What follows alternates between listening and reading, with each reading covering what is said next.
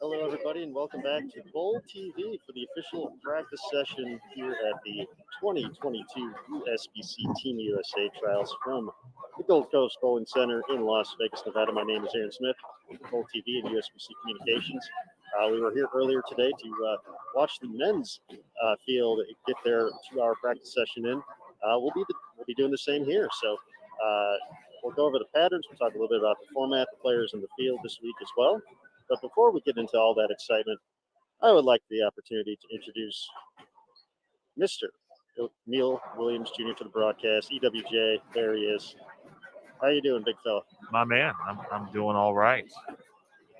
Practice session number 2. Good to see the women back out, about to do their thing, and see what these patterns are about for the first time, and take a few notes, of course, as they get prepared for a long and hopefully rewarding week for several individuals today.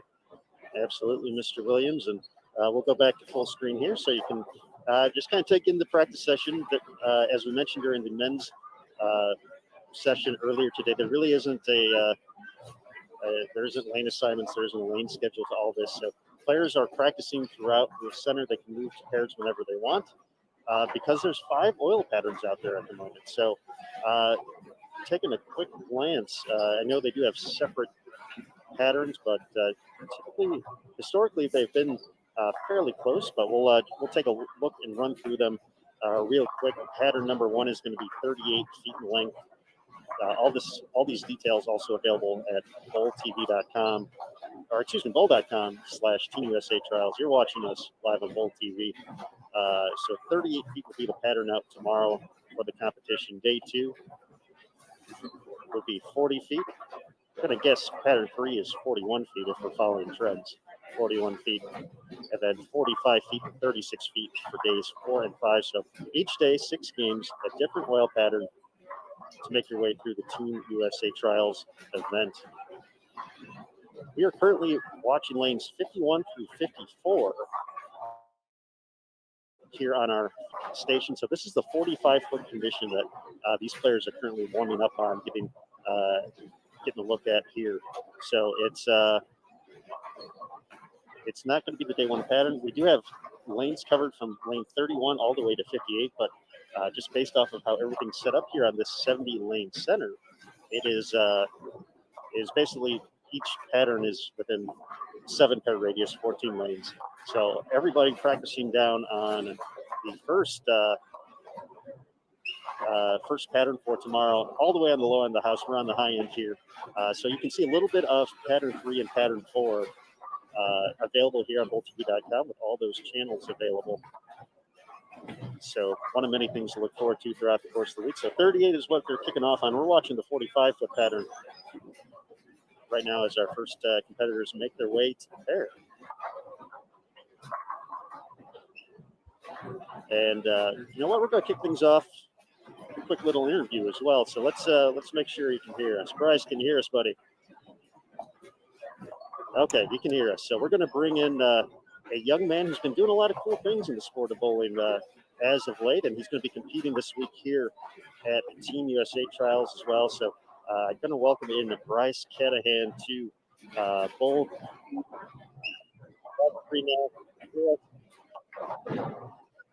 I'm sorry, I didn't hear that part. Let's see. Bryce can't hear us, I think, so we might need to need some work on that at the moment. But he looks great, though. He does look great. Yes, he looks great. He looks ready to go. So we're going to bounce. We're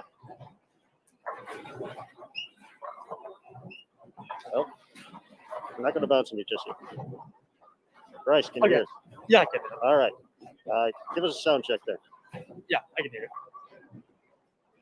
I'm afraid I can't hear. Can you hear me, man? I can't hear Bryce. We can't hear Bryce, though. We can't hear Bryce at the moment, so we're working to get there, though. We're going to bring Bryce back in just a moment, though. So we'll have him come back in just a second after JT.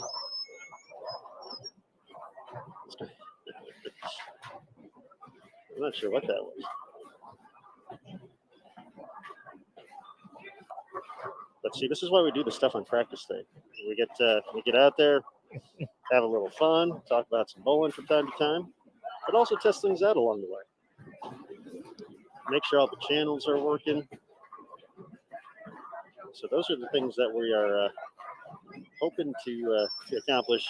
While we're showing some great bowling, getting some excitement ready for the event as it prepares for all the competition upcoming here in the next couple days. Of course, the event actually kicks off tomorrow.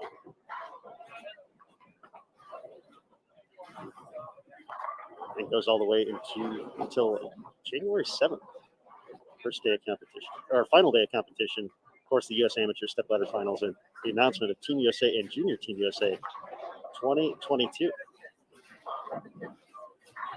That's the day right there. That's the big day. That is the day you want to circle on your calendars, folks. Is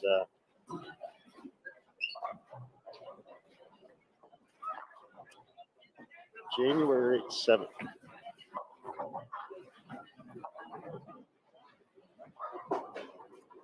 There's a lot to decide, though, until we get to that point. Yeah, definitely live. And if you listen to the first edition of this practice session, we talked a little bit about just the flow of competition this week, and we'll definitely get into that discussion a little bit as well here in case folks missed that. Or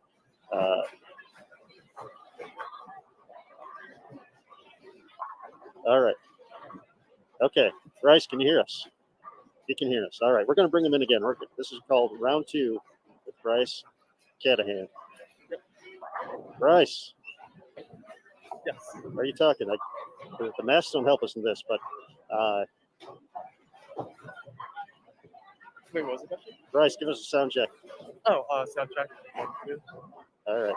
We're still not hearing Bryce on our end, unfortunately.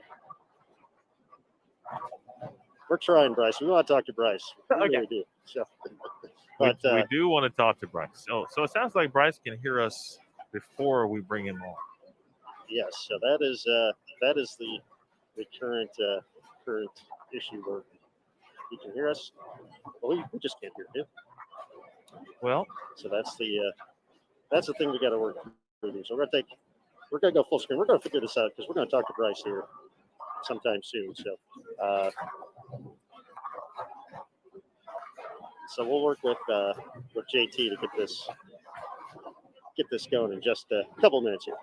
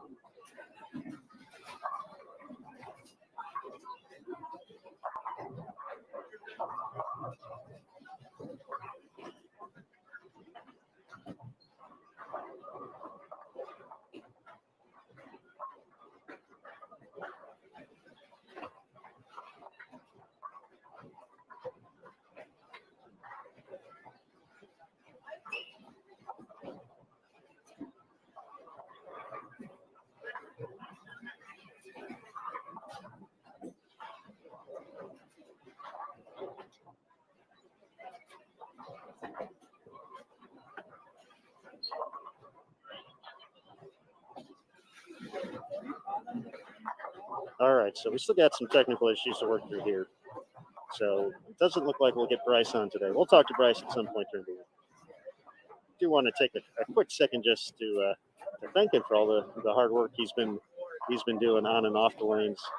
We mentioned he does bowl collegiately for Belmont Abbey in North Carolina.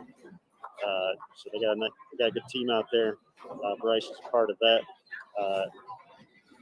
Obviously competing this week here at team trial, so he had his practice session. He got to experience the 5 patterns, but he also did a lot of work on kind of our side of it. Going back a couple years to a great video about Junior Gold in 2020 being canceled and just reactions to it. Then he was out at Junior Gold this past year. He wasn't competing, but he was working on the media side, covering one of the tours of all the players from North Carolina, I believe the Tough Shots tour. So he's out there doing some work for them, kind of getting the experience of being on the other side of it. And then this summer he interned with the PBA tour, doing a lot of their social media, doing interviews with all the good folks out there. So some very cool stuff. So Bryce is a young man we talk to quite a bit, even when we're not doing these events. Very cool young man, and he'll do some cool things in the sport one way or the other when it's all said and done.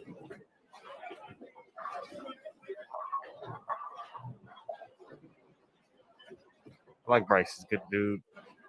Certainly on the right track. Looks like he's got the career path kind of mapped out a little bit as well already. But yeah, some point we'll get his thoughts on what's happening here at team trials, his experiences on the lanes and on these lane conditions. And I think you were running down the lane conditions prior to trying to get Bryce on. Did you ever finish that? I think I got through the lines of patterns. So once again, day one for the players out in the field tomorrow will be 38 feet. Day 2 will be 40, then 41 on day 3, 45, which is what we're watching right now, and on day number 4, and then the final day will be the 36-foot pattern. So, you had some observations about that. You felt that one was pretty straightforward as far as how players might attack that once it comes that day. But of course, all the pressure of team trials. It's a big time event. Winning this particular event is a nice little resume booster for folks.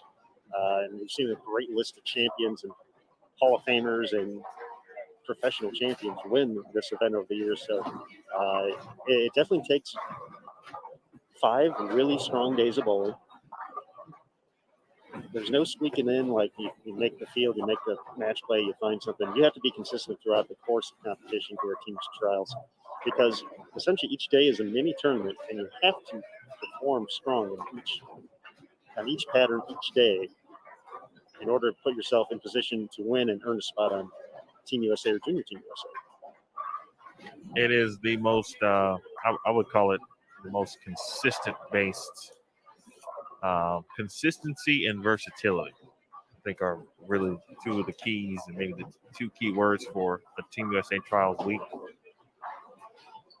Because the coaches are certainly looking for your versatility and how you match up on and perform on all 5 patterns, certainly. And then from the consistency basis, they're also looking at that. And then from a player's perspective, you're also trying to figure those things out too. And the more consistent you are day to day, the better chance you will have of either making the team outright, be it qualifying, and or being selected certainly by your performance. And for those of you just joining us for the first time, maybe this is your first time, learning about team trials, hearing about team trials, and we kind of talk about the format and how everything comes together.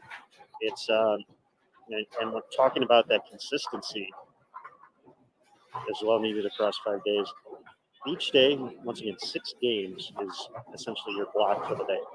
But your pinfall doesn't carry over from day to day necessarily. Everything is based off of your position in the field against your fellow competitors. So, for instance, day 1 tomorrow on the 38-foot condition, let's say, for instance, Neil Williams Jr. is out there in the men's division competing, and not behind the camera here in Bowl TV. And he finishes in 13th place. Strong day out of the gates. He likes a little shorter pattern, so 38 feet in EWJ's wheelhouse, and finishes 13th, so strong day. So he would get 13 ranking points for the day. Whoever finished first would get first, or get 1 point, second, 13th. It goes all the way down. And then let's say day 2 comes along, and we have Emil, 45th, a little bit tougher for you, but he's a grinder, so he makes the spares, he kills frames, finds a real nice look in games 5 and 6, goes 250, 260 to who's like in 40th, but he jumps all the way back to 18th. So he gets 18 points for that day. So 13 points, 18 points from the first 2 days. His aggregate total would be 31 for those 2 rounds. And it will just continue throughout that until we got to the very end. And then you want to have the lowest point total as possible when it's all said and done. That determines the overall champion here at the Team USA Trials. It determines who makes the step-ladder finals at the U.S. Amateur Championship, and also who locks up the automatic spots for Team USA and Junior Team USA. So that's why that consistency is just so incredibly important to kick things off, because you have to have a good day each day to put yourself in position to win.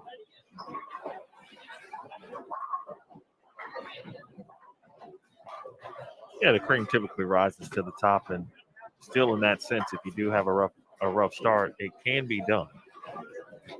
But the work certainly will be cut out for you.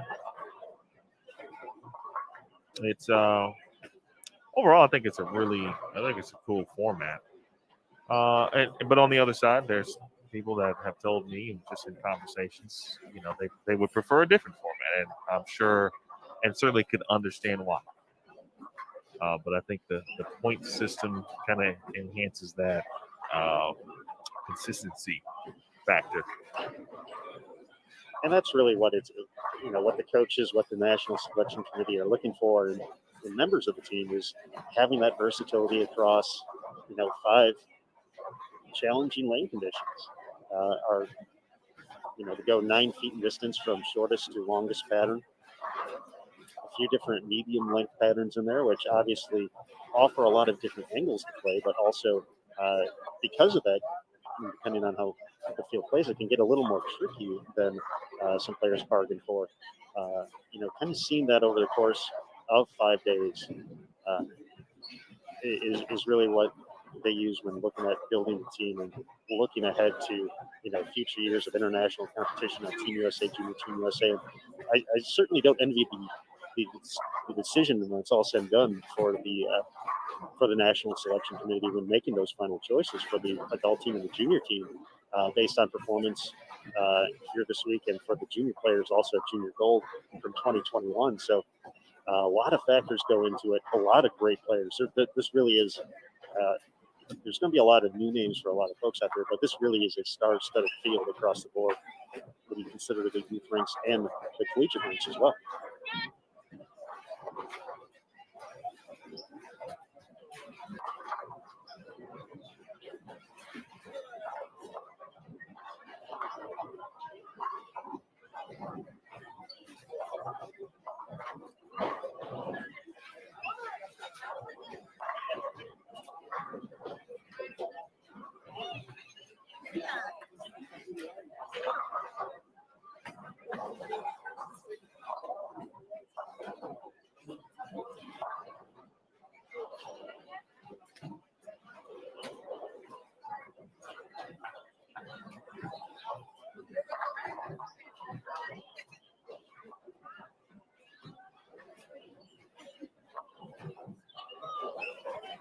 So we talked a little bit about, obviously, the format of the week, and something we'll talk quite a bit about, as especially once scores kind of start coming in, things will become a little clearer with a lot of those details. But ultimately, the goal of this week is earning a spot on Team USA or Junior Team USA.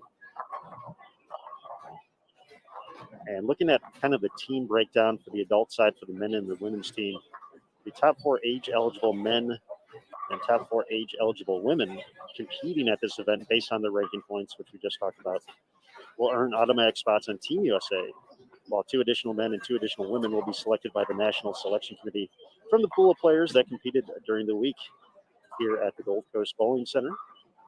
When we mention age-eligible, bowlers now must be at least 18 years old as of the end of team trials here this week to be eligible for the adult version of the team. And then the National Selection Committee also will select additional men and additional women for the team based on submitted resumes.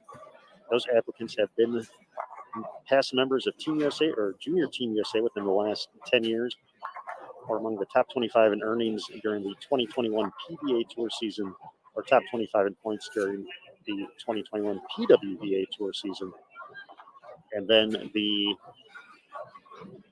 winner of the U.S. Amateur, when it's all said and done at the end of the week, the stepladder champion will also earn a spot on Team USA if they are age eligible. If they have already earned a spot based off of their performance and had a spot in the top four already locked up, that spot will be awarded to the next highest Team USA Trials qualifier based on ranking points. When we talk about the U.S. Amateur portion of the event, to be eligible for the U.S. Amateur, a bowler must not hold or have held a professional membership, PBA or PWBA, in 2021. Also, anyone who has won a professional title on the regional, national, or senior level as a professional is not eligible to compete in the U.S. Amateur portion of the event.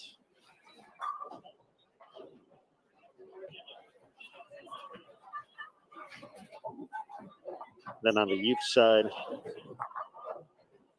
top four age-eligible boys, as well as the top four age-eligible girls based on ranking points. It's going to sound similar.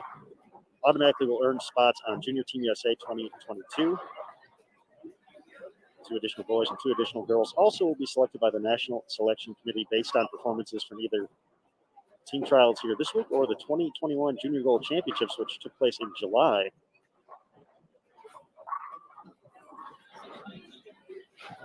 In Indianapolis.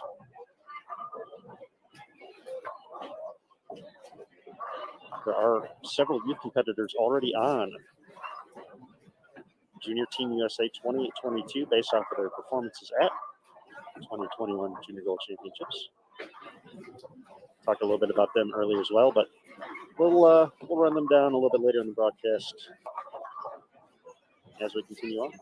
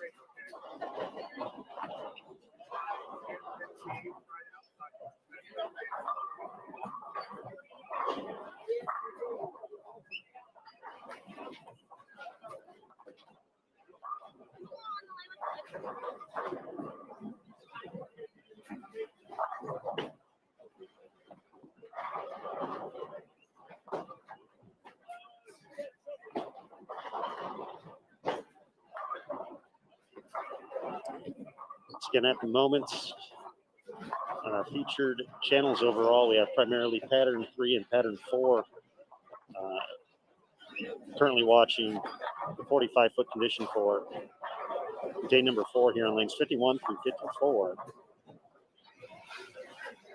Our camera range this week, 31 through 58. So the day 1 pattern is actually on the low end of the house. So can't really get a crazy look at everything going on there. But we can get a look at Jason's house. Look at him sneaking into the shot right here.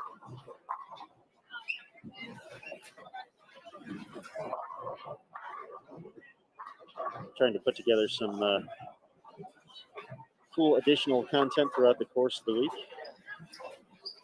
Content. We like content. Got Matt Canizaro putting together daily features and stories and social media.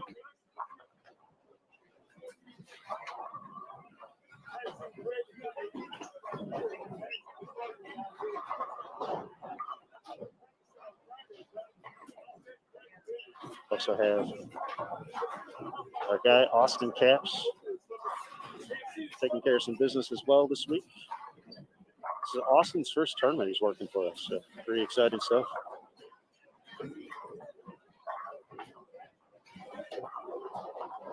We will have another young man, very doing some cool things on the outside. Nolan Hughes in attendance this week, putting together some stuff for bowlers here as well. So a few different ways to kind of take in everything going on. Of course, the coverage here on bowltv.com, but there'll be a lot of great social content available as well throughout the course of the week.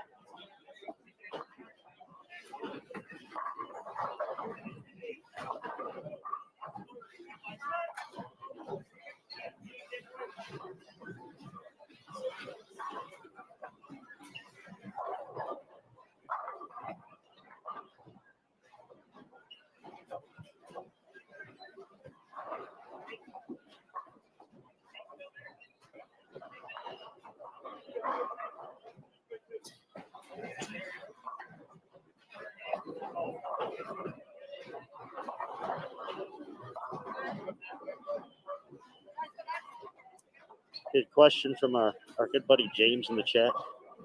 Will there be any giveaways this week? And yes, That is a good question. there will be giveaways this week.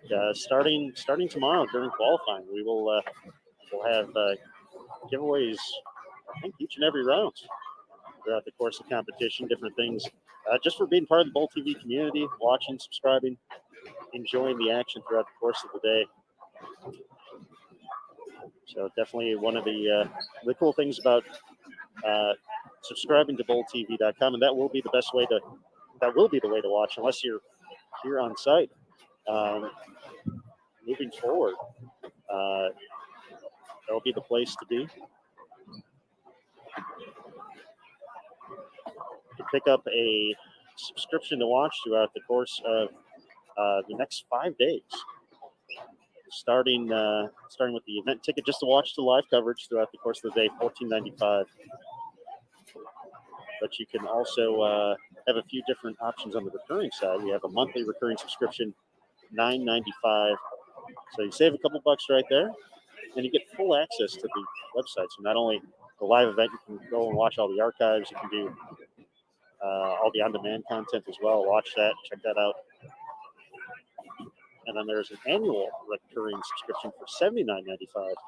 And transaction fees do apply for all three. But you can check that out. And that's the best way to support the PWBA Tour through Bowl TV. Obviously, that's a big portion of what we do in the summer months. It's the PWBA Tour, so all that coming together right here on BowlTV.com, along with obviously great events like team trials, Junior Gold Championships, the Intercollegiate Team and Singles Championships, qualifying and match play at the USBC Masters and US Open, two majors on the PBA Tour, Senior Masters, Super Senior Classic, and more, all happening throughout the course of the year, along with a couple other events, TMBA, UBA also on the schedule, along with select collegiate events, all coming up in 2022. So be sure to check that out, of course, with that annual recurring subscription. But once again, the Bowl TV community, it's a cool bunch. We got a chat that's always open on BowlTV.com. Seeing a lot of comments regarding some of the potential, or I shouldn't say potential. There's definitely some things that look a little different on the platform, and yeah, apparently a lot of things are new in 2022. So in some cases, I know for me personally, I can't speak for Aaron, but for me personally, a lot of the things that you guys are seeing for the first time, I am too. So we'll help you get through how to navigate certain things together. I think Aaron is seeing a thing or two for the first time today also.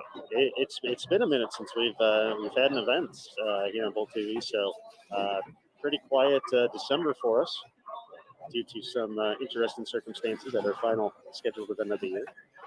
So this is kind of a first kickoff in a bit. So yep, we're kind of learning some of the new things. Mostly looks just a little different appearance-wise more than anything else. Here on our desktop version, the navigation button's a little bit different. It looks like the big changes are kind of more on mobile if you're watching on that. So a few things to work through, but we will continue on, of course, as always, here on Bowl TV.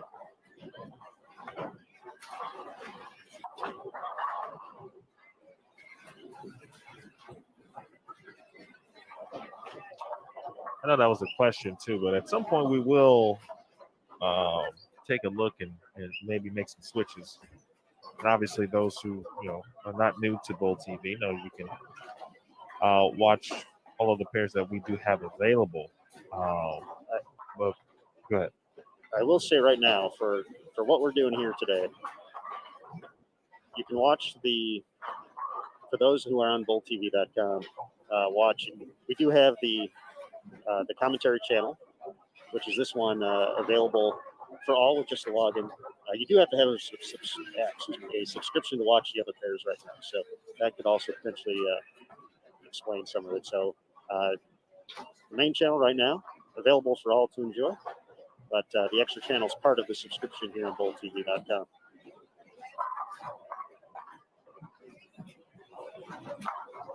Second part of that is because this is a 70-lane center, and every lane is in play currently for practice. The first 2 days worth of lane patterns. I think we catch day 3. So we really start day 3 from a Bowl TV perspective. This is just talking about practice.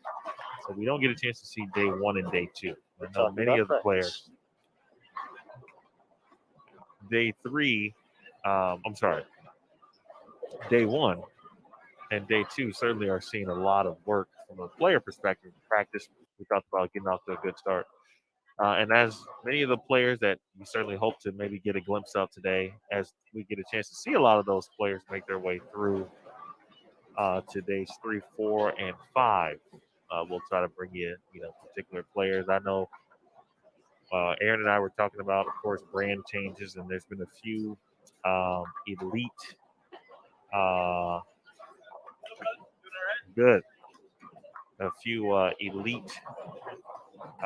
women who have made changes recently, and so you'd like to see them as well. Shannon O'Keefe, Missy Parkin, for example. So you got a chance to see Missy was on 57 and 58 for quite a moment. at the start of practice working on the 36-foot pattern. 1 to 14. Day 1.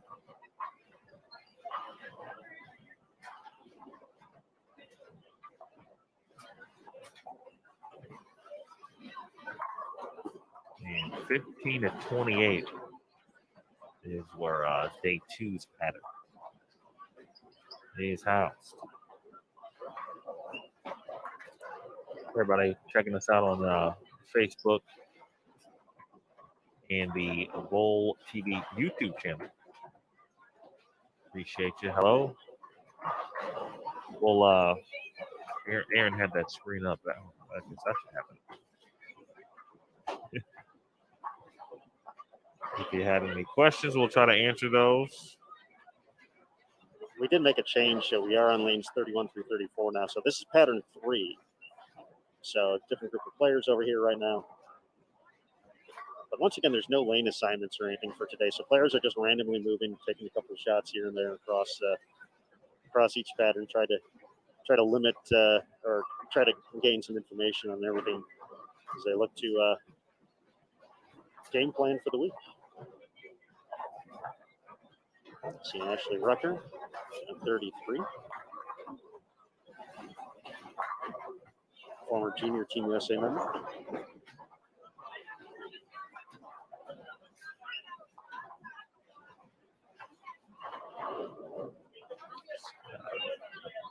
Folks who have talked or commented, send us a chat in those meetings I just talked about. Johnny and Brendan, Storm B, Dave, Mike,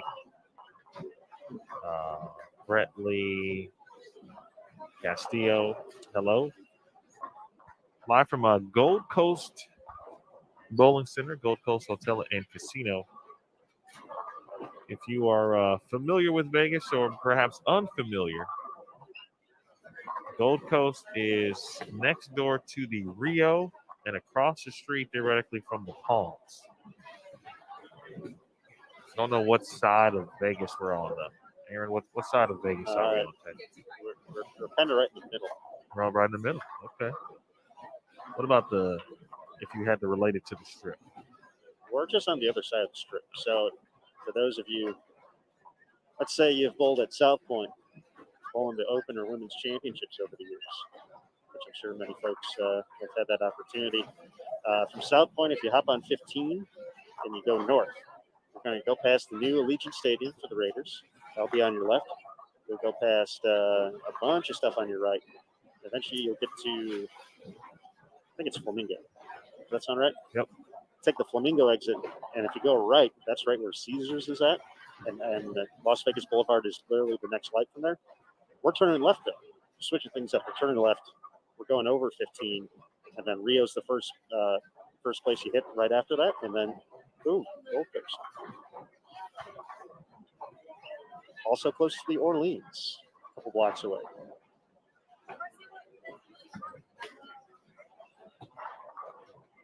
But long time been a great friend of bowling, Mike Hoffman and his crew. Our buddy Lewis behind the counter. Linda was helping us out big time yesterday.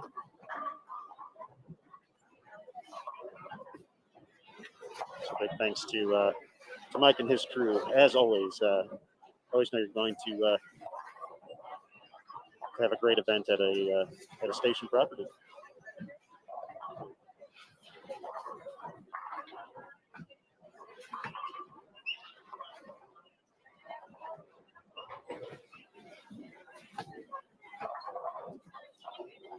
I have a question from James and Bowl TV about kind of the schedule.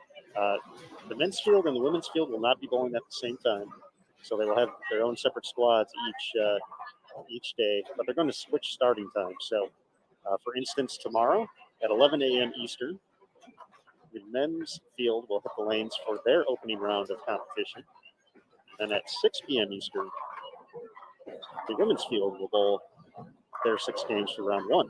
When we get to day 2, the women's field will bowl first, and then the men's bowling at the same times each day after that.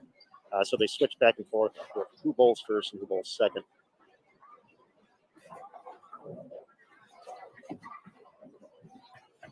So if you do plan to, or if you're planning to watch a particular player, or they will be switching their start times each day. So certainly keep that in mind. But if you happen to swing by at a different time when they may not be bowling, you're still going to see some great bowling. Oh, no doubt. All day long. We got you covered. And we currently don't have anybody on any of these lanes over here. so we don't have you. Well, I mean, the lanes are still covered. They're still. Luckily, the pair that we're on right now is still some bowling going on, but we just had nobody wants to practice on pattern 4 right now. And I don't blame them. If you looked at the graph, for those who haven't seen,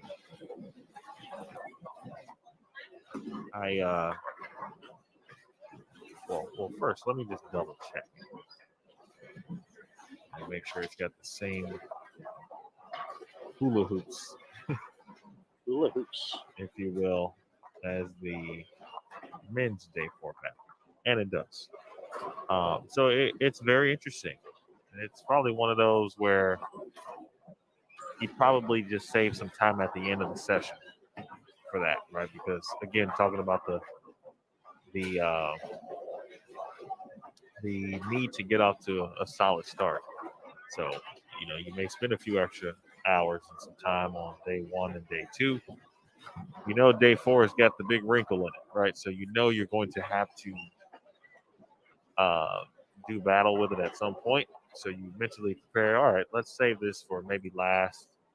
Or if you weren't someone to, essentially get a lane on day 1 and day 2, just from, the amount of players who may have been practicing on that early. Maybe you started around day 4 and then, work your way down to day 1 as the session moves on. We're about 45 minutes into it.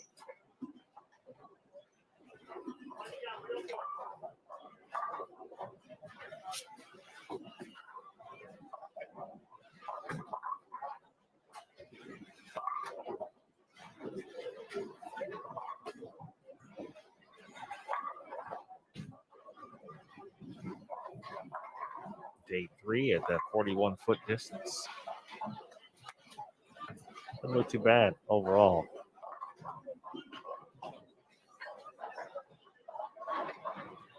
I watched Alexis Nair throw multiple balls on the pattern, or day 5's pattern, which is the 36-foot pattern.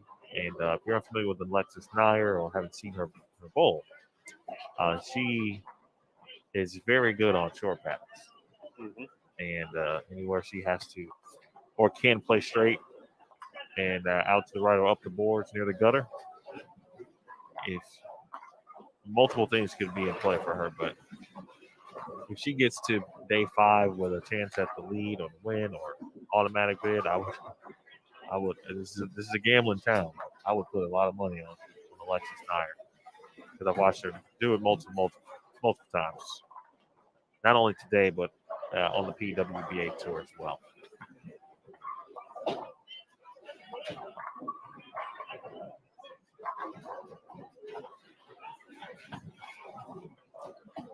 Really made a show this year. One of the more heartbreaking moments of this season was how that ended for Alexis. A chance to make the show in the Stone 8-pin. Ended up costing her a spot at in the top 4 at the Greater Nashville Open.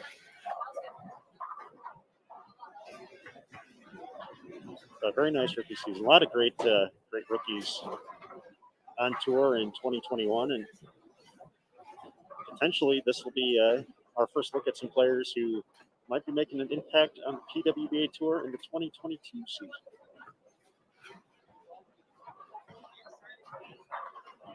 This is true. It's about that time where you kind of start to look at the college bowling lists of seniors and perhaps graduate students who might give some things a run. Season starts a little later, PWBA that is, than in recent memory. So instead of starting in late April, it actually starts early to mid-May.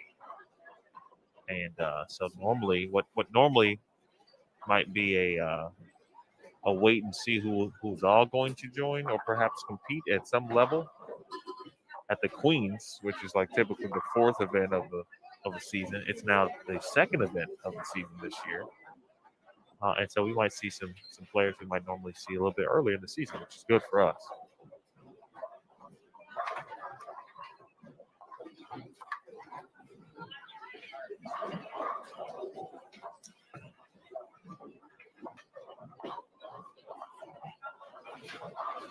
Well, Sarah Lynn Asberg, top player for some time now, bowling for Leeds Woody. The influx of youth is Ashton Woods. Should be competing, or is competing, I should say. And she actually competed in the U.S. Open. Should I follow this phone, Aaron? Or what are we doing? I don't know What's happening happening? here. We're in a very unique situation here.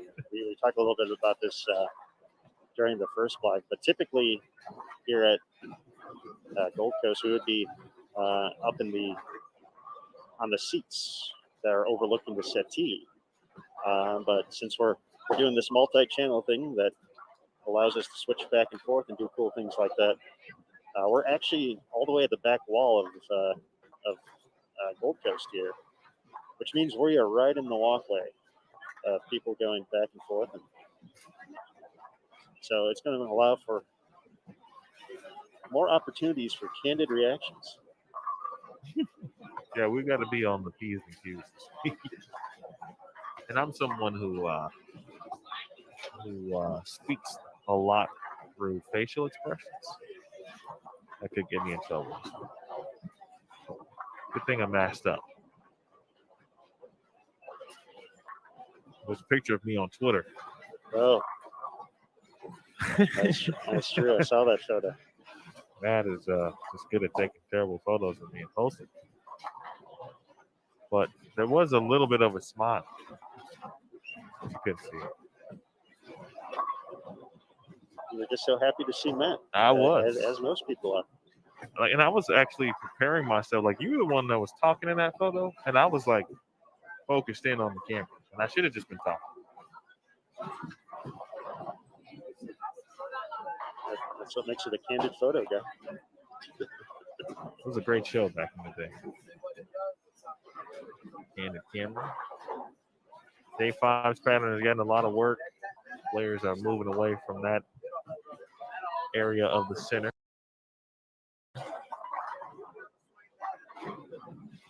Shannon O'Keefe, one of the players, currently on the Day 5 pattern to our right. Of course, fresh off her victory at the end of October at the PWBA Tour Championship.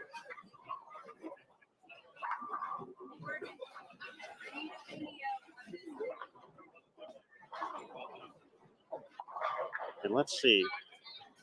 It's 2022, so I believe Shannon is going for her 22nd consecutive year on Team USA. That should be right. Which may be more years on the team than there are several. Potentially half of the field here this week. There are several in this field who were not born when Shannon first made junior, or excuse me, even junior Team USA, but Team USA for the first time. I believe that was 2001.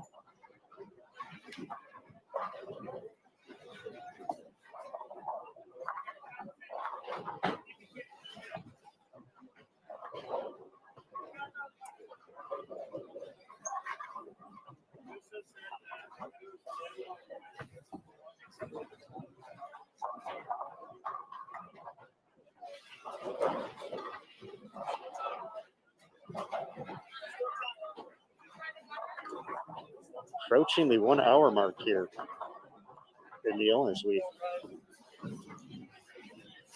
continue on here at Gold Coast. Women's official practice session, 5 patterns available to practice on across 70 lanes here at Gold Coast. We mentioned brand changes earlier. And of course, some of the big switches this week we'll be keeping an eye on.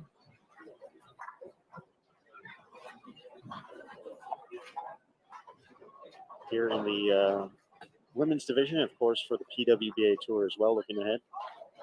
Shannon O'Keefe to Roto Grip. Missy Parkin to Storm. Sydney Brummett to Hammer. So some of the big changes here in the early going of 2021. I'm sure there'll be a couple more before things are said and done. And those are all, although 3 players are members of the 2021 team, I'd say. And all 3 of those players, as you mentioned, competing. So got a chance to see how some of the new equipment rolls.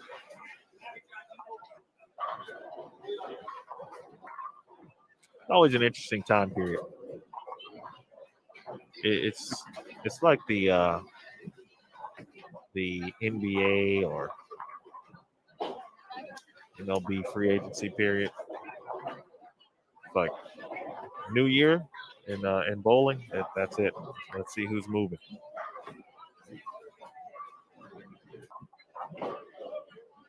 Then you got folks out there sometimes, Emil. And folks say that's a terrible switch. Oh, of course they do. Or a terrible free agent signing. And then all of a sudden you got DeMar DeRozan. That's right. Putting up back-to-back game winners after a lot of guff of his change to your favorite, the Chicago Bulls. That is correct. MVP candidate. I actually like the noise, and some people call it noise, but I like the noise because bowling doesn't really have a lot of that. Right? There's not a free agency period like we know in other sports. So when this time comes around, I mean, hey, it gives us as a fan of the sport something to kind of keep an eye on, watch, maybe even guess.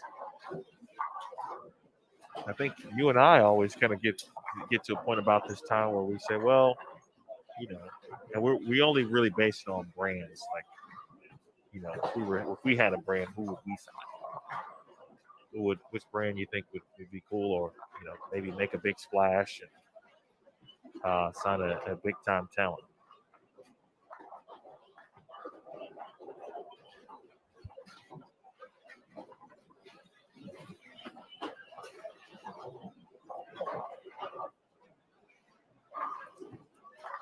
I think one of the players that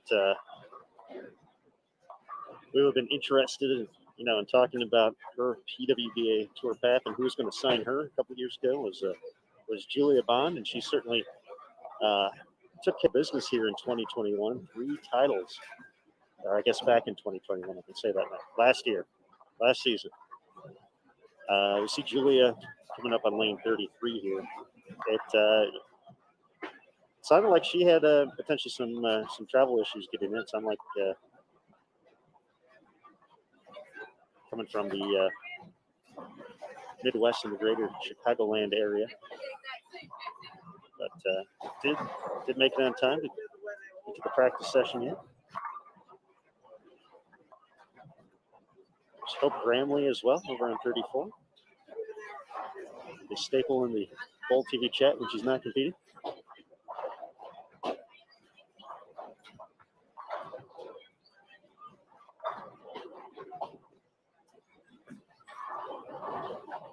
Yeah, that's a player who possesses an immense amount of talent, and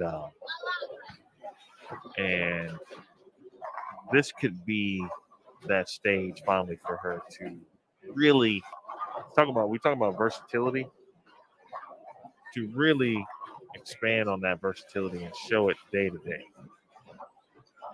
She has grown immensely as a player, certainly at McKendree, an athlete, and we talk about being versatile, playing volleyball and of course doing the work as a bowler.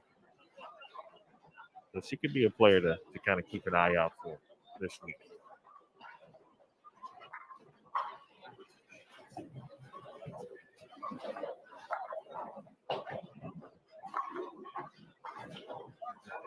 I think also usual hit usual suspects, if you will. I don't care what brand of bowling ball Shannon O'Keefe is throwing.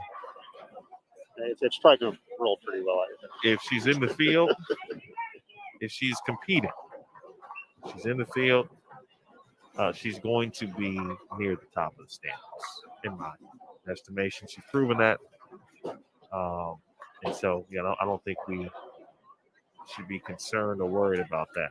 But if you want to look at something, then you say, okay, well, you can go in depth and try to figure out, like, just based on the ball motions and what she's going to be throwing this week and in comparison, and see how, the new brand may, what levels of that brand maybe add to her game in that sense. Those are the kind of things I'll be kind of paying attention to. Same with Missy, just kind of, probably for my own early reconnaissance, if you will, and as we get toward tour season. We do have to go back a couple of years when Shannon had made her last change, signing with Hammer. That was actually same time frame, and she actually went out and won team trials that year. So see if that potentially rings true again, to see if she can put together another impressive performance. Yeah. We've seen a time or two over the years here at team trials and just about every place in the world. So taking a look at talking about Team USA for 2021. There were a couple of additional members of Team USA on the women's side in 2020 and 2021. The 2021 team included Josie Barnes, Julia Bond, Sydney Brummett, Brianna Clemmer, Brianna Cote, Stephanie Johnson, Liz Culkin, Kelly Kulick, Gigi Mason, Danielle McEwen, Shannon O'Keefe, Missy Parkin, Lauren Pate, Shannon Puhowski, and Jordan Richard.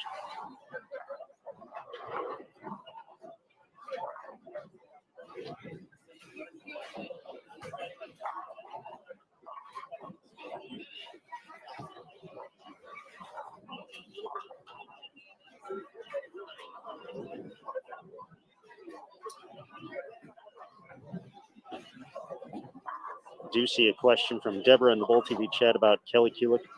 She is here in person, but she is not competing this week. Some of the big news in the past couple of weeks: Kelly was announced as the new Junior Team USA head coach after spending several years as an assistant with the program. So Kelly will be on site in her new role as Junior Team USA head coach. But she will not be going for the three-peat, if you will. She was the 2019 and 2020 champion here at Team Trials, including a record performance in 2020 on the way to her win. We talked about the ranking points, and I believe that number was one of the most ridiculous things when you kind of watch it and think about it. Think about the different patterns, the quality of the field, all those things working together. Kelly's performance at the 2020 event, also here at Gold Coast, was out of this world. She had 13 ranking points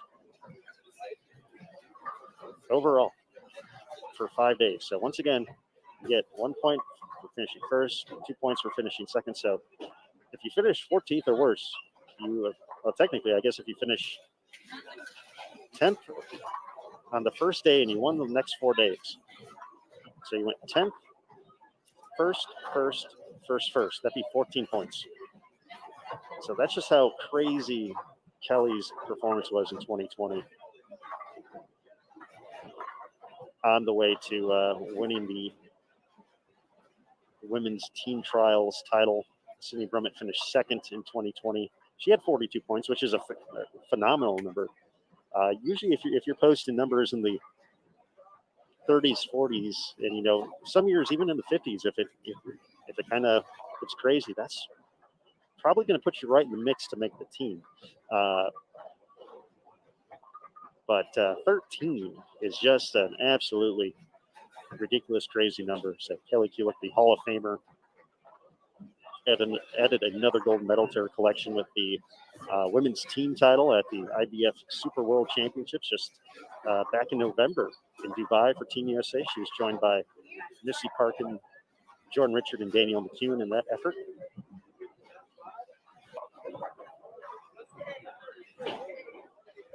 But Kelly will be embracing her new role with the Junior Team USA program, will not be competing, but we'll be here throughout the course of the week.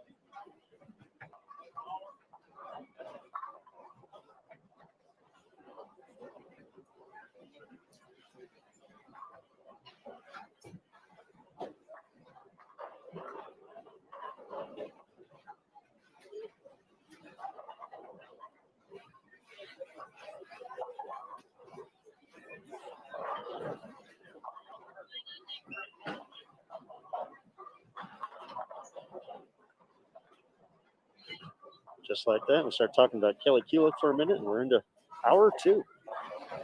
Past the halfway point here of the official practice session for the women's field at the 2022 USBC Team USA Trials and US Amateur Championships.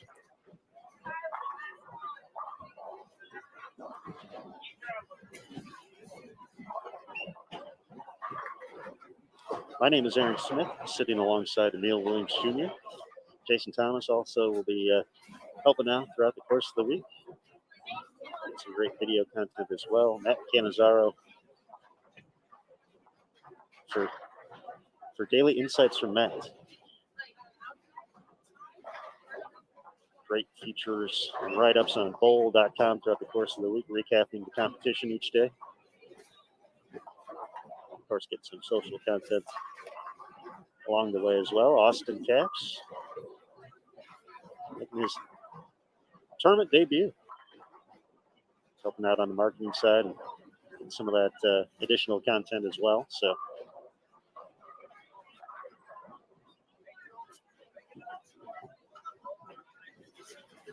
Emil, what was your first event working for outside of the Open Championships?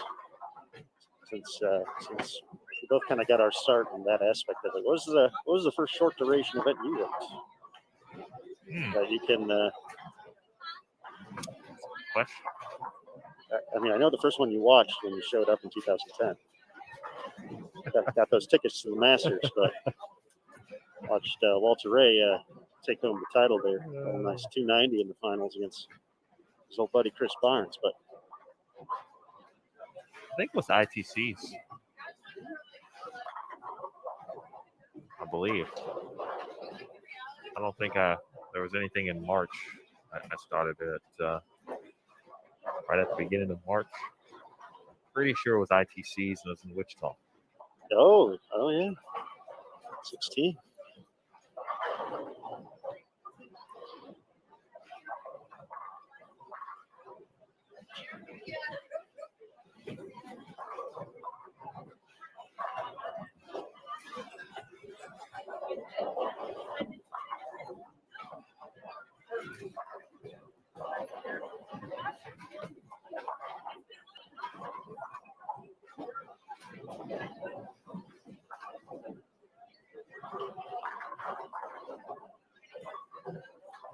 Did a little Julia Bonds.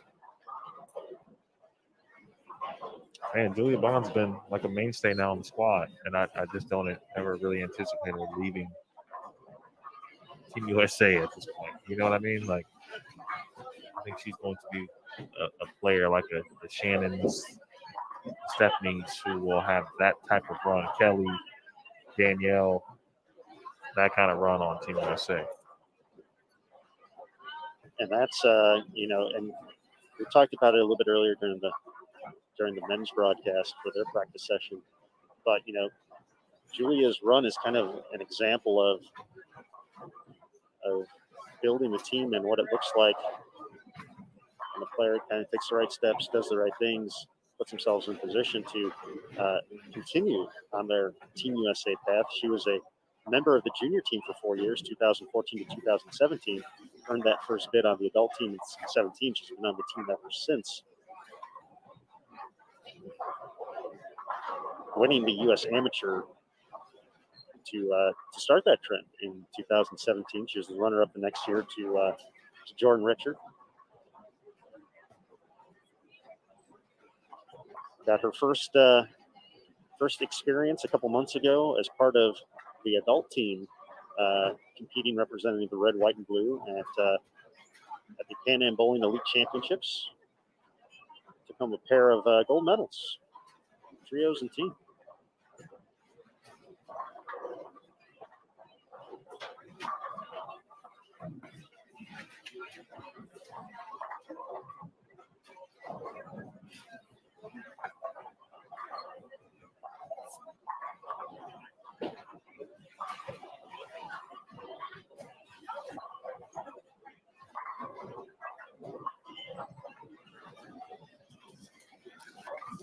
The other thing, I think we talk about it a little bit, especially at this event, but the selection committee, they're in a kind of in that no-win situation, right, where they feel like they can choose, and obviously they try to choose the additional players via, what their performance is here, the resumes, etc. And obviously there's always going to be someone who will feel deserving, probably was deserving, and for whatever reasons didn't get selected, et cetera, et cetera. And it happens every year, and that's also a part of the event. We don't really talk about it that much, but it's really a big part of it too, because there's going to be someone here who gets as close as you can get. May seem like they've got the in on perhaps getting selected if they maybe just miss an automatic, and sometimes it doesn't happen. That is part of it, and so the selection committee's got a very tough job. And this week, I remember talking to Brian O'Keefe, of course, who is now the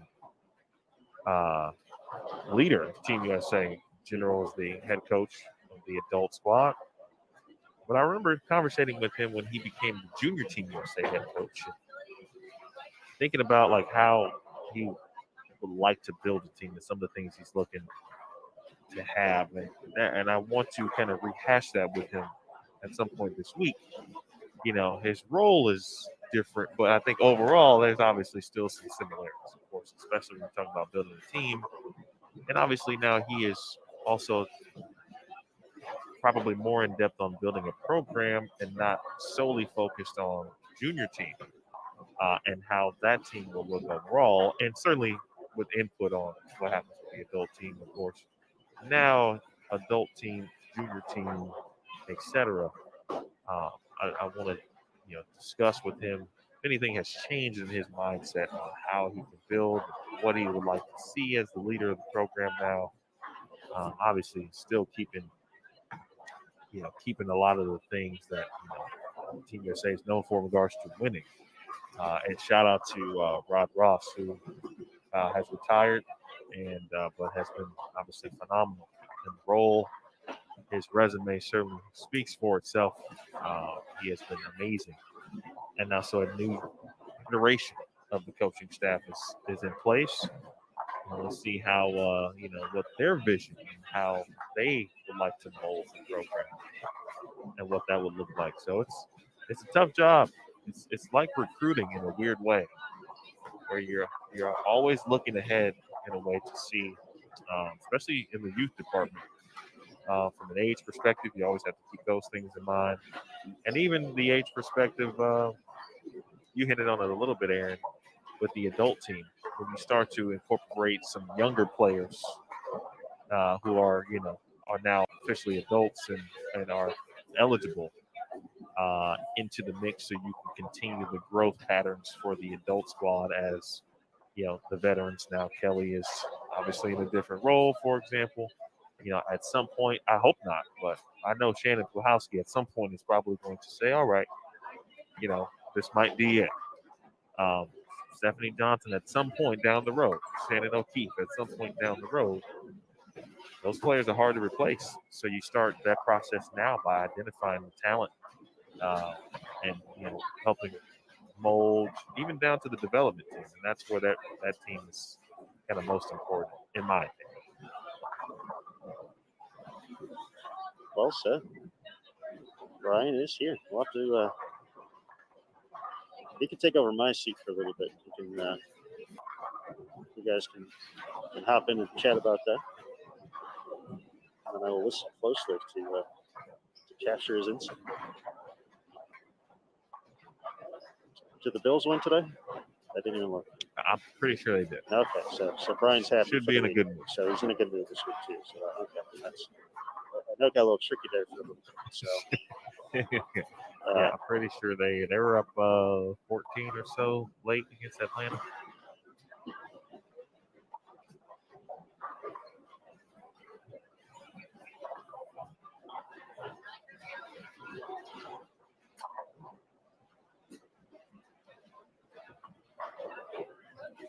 But I'm talking about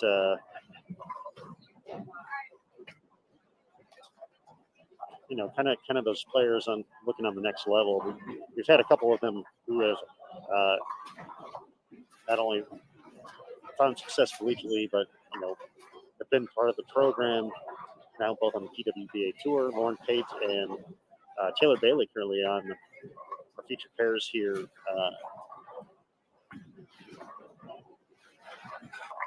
Taking a look at the day 3 pattern, the 41-foot condition. Lauren earned her first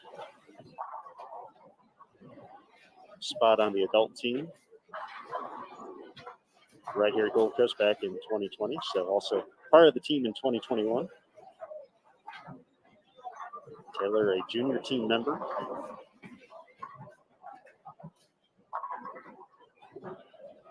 Back in 2018, a gold medalist from the World Youth Championships as well. That same year. Well, this channel also has got Saya Sweeney on. Oh, let's go. Over on 33 and 34. Now with Monmouth University. Saya and her mother Michelle have been excellent. From a Bowl TV perspective, big fans of the PWBA Tour, supportive of Bowl TV, avid viewers. Had some good combos with them earlier today, and Saya's bowling and competing this week, and then she's also going to compete at the Mount Shootout, hosted by Mount St. Mary's, an NCAA event next weekend at South Point. I'm a big fan of that event. That's just me kind of stepping away for a second, but I like the idea of getting a few more West Coast tournaments out there for on the collegiate bowling side. I know on the USBC collegiate side there's a pretty active set of events each year that teams come out to and compete at. I know on the NCAA side, not too many teams out west, so like what they're doing there to hopefully expand the already very solid NCAA program and potentially get a few more schools out there as well.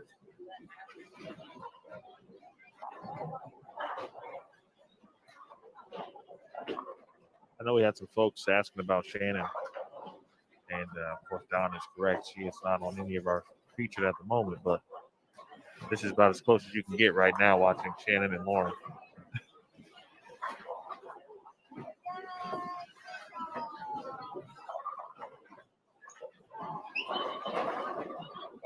Both players national champions, 2-time national champions at McKendree, both in the same year. NCAA and ITC champions. Second program ever to do that. Joining Maryland Eastern Shore. Took the sweep in 2011.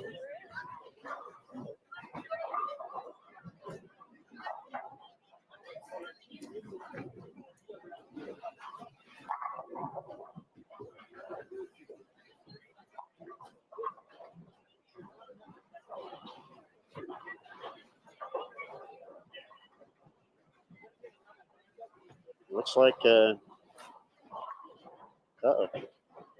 everybody's leaving 31 through 34. We need to pivot, Emil. And we will leave as well. We need to pivot here. Let's see. It looks like it's kind of, there's more people out.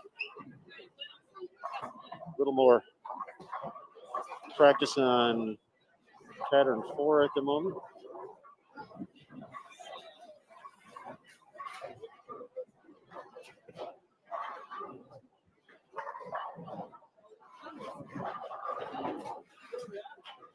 $45 and $46. I think I just saw Stephanie Zavala. Let's try that. So everybody hang tight while we make that switch. This is one of the things we enjoy doing here on Bowl TV, is making as things progress, we can kind of switch around. So hopefully, if my long distance viewing is up to par here in 2022, I saw that correctly. And if not, we'll figure it out together.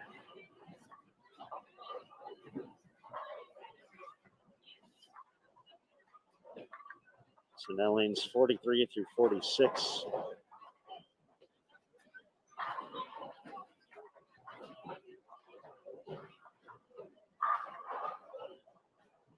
And this should be pattern 4 on both of these pairs as well. So the 45-foot condition.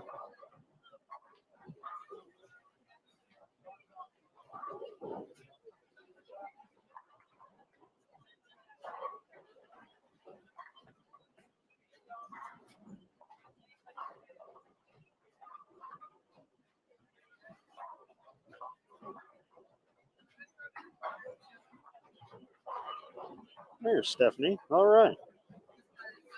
And she threw a strike. How about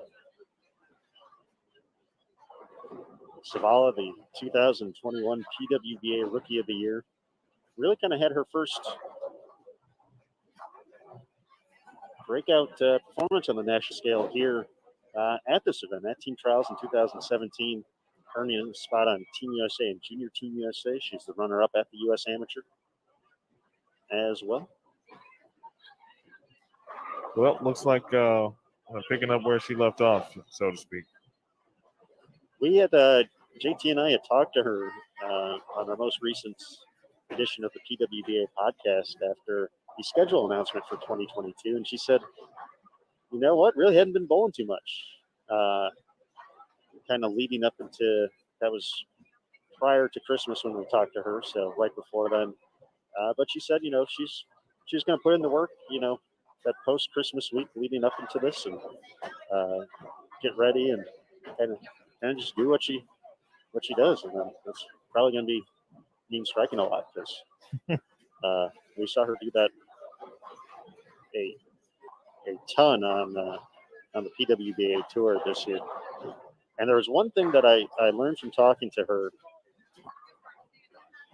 in the recap story we did on her season on pwba.com. We didn't talk about it in there, but it's something that we're going to have her on the podcast again another time. And I think it was one of her season was so incredible, crazy in so many different ways throughout the course of the year. Obviously, the 3 wins is pretty awesome, as you know, historic in a sense. Hadn't been done in basically 35 years. A rookie out on a professional women's tour, winning 3 times. But the first of 2 incredible moments for me that season for her was at the U.S. Women's Open. Heading into game 56, I believe she was 1 pin behind Shannon O'Keefe. So basically, the winner was going to get in. So rookie on tour, going off and taking on the 2-time reigning PWBA Player of the Year. And the moment wasn't, too big for her. But the thing that I learned about that, she won that game. That was a tough game, but on the left lane, in the 6th frame and the 8th frame, split open. stepping up in the 10th frame, she had a chance to lock out that match. Game 56 of the U.S. Women's Open, 10th frame, to lock up the match. She made a ball change and then proceeded to make the shot she needed to secure the victory, earn her first TV appearance on CBS Sports Network. Ultimately, a 4th place finish, but that's just knowing yourself, knowing what you have to do out on the lanes. And that was a little tidbit of that instance that I didn't catch when it was happening live in real time, crunching numbers. Went back and watched it, and yep, see the thumb come out of the ball change, switch, go. And I was confident in the shot she made, and I that was a big moment already, and now knowing that part of it too just solidifies what she is going to potentially do on this tour in the years upcoming, I feel. Yeah, you can't get any really more magical than what she did, and to put a season like that together, and the way she did it, things that happened, and then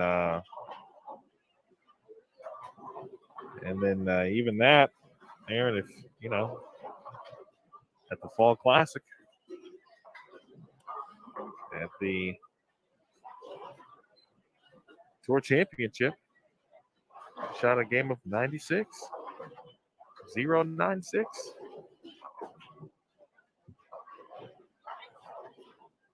Followed it with 265.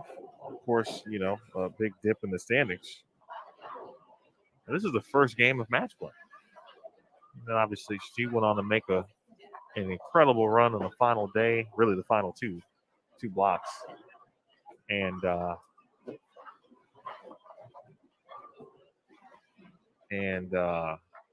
make the show. I mean, it was just incredible.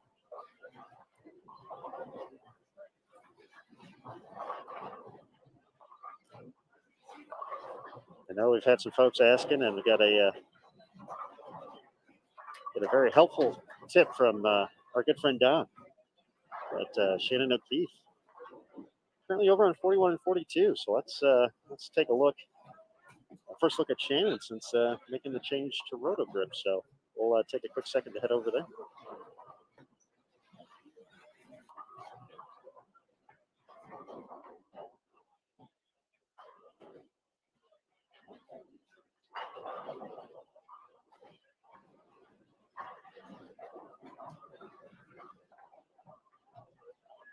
And there she is.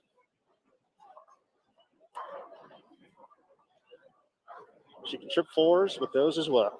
All right.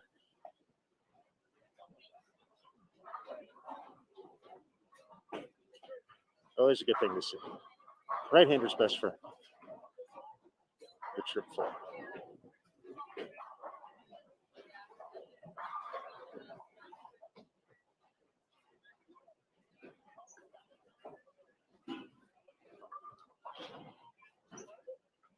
That looked like Missy Parkin as well. How about that?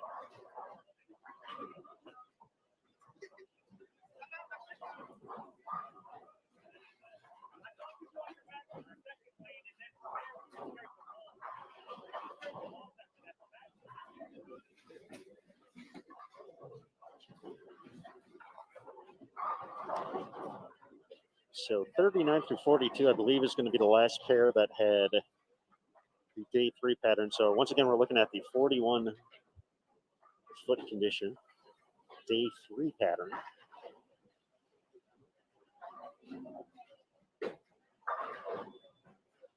As we get into the final half hour or so here.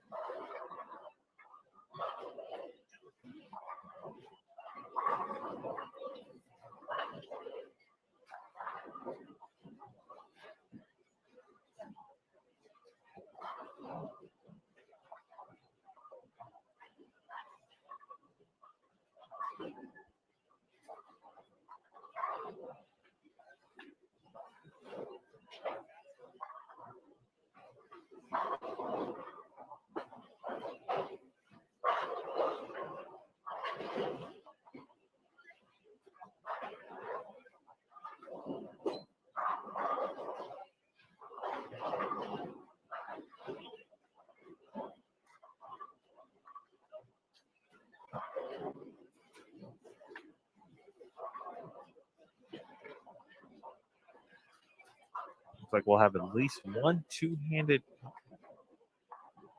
young woman in the field. They're throwing some shots on 39 and 40.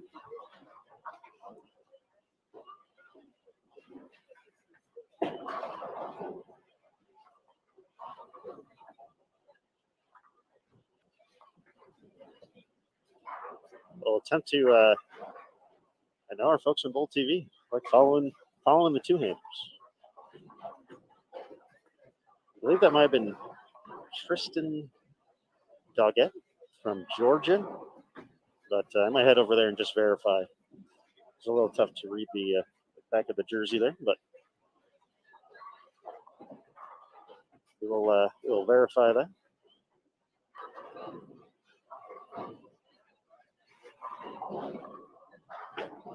So I'll be right back.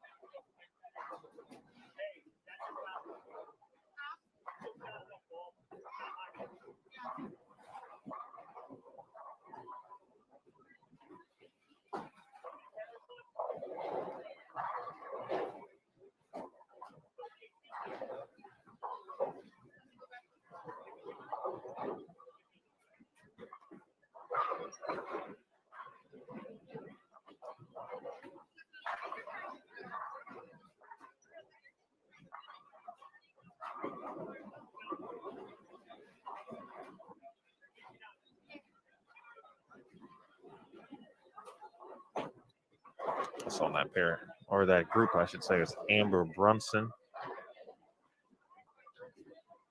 and Serenity Bornstein.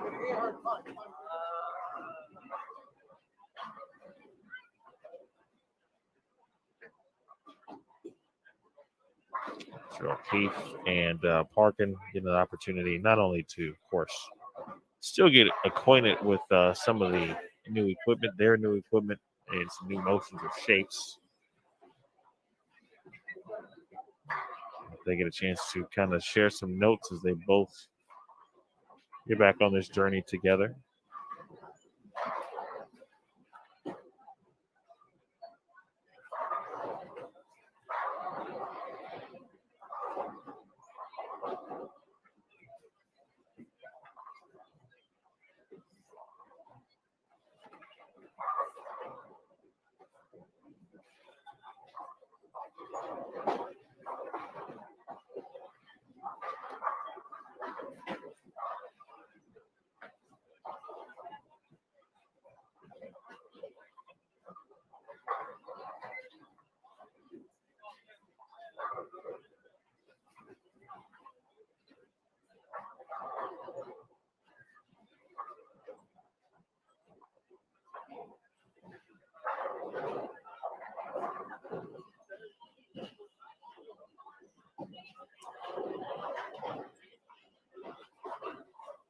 All right, I can verify that was Tristan. Young two-hander representing Tennessee Southern, which is formerly Martin Methodist.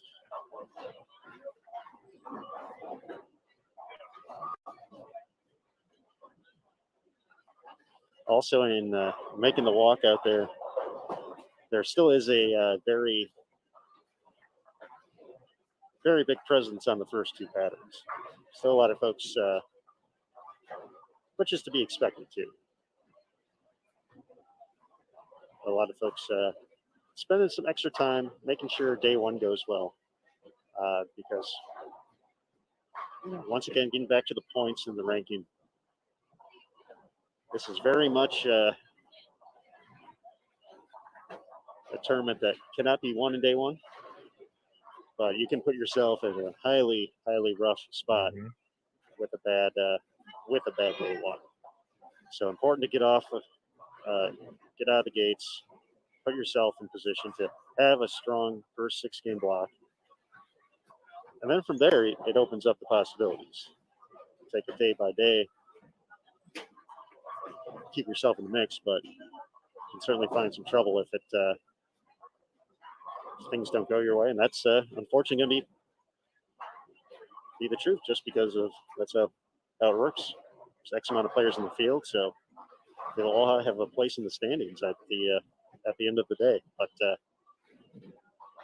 doing everything they can to avoid spot in the lower part of the leaderboard in day one is very crucial.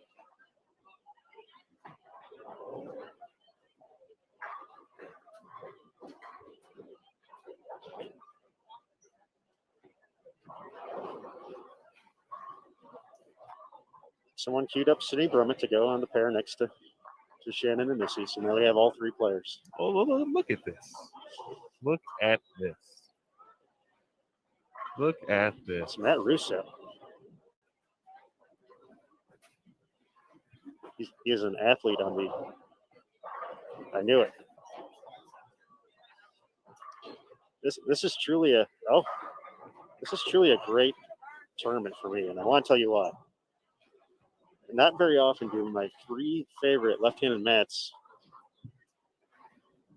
do I get to see all of them at the same time. And I get to see all 3 of my favorite left-handed mats this week. Got Matt Cannizzaro, Matt McNeil, Matt Russo.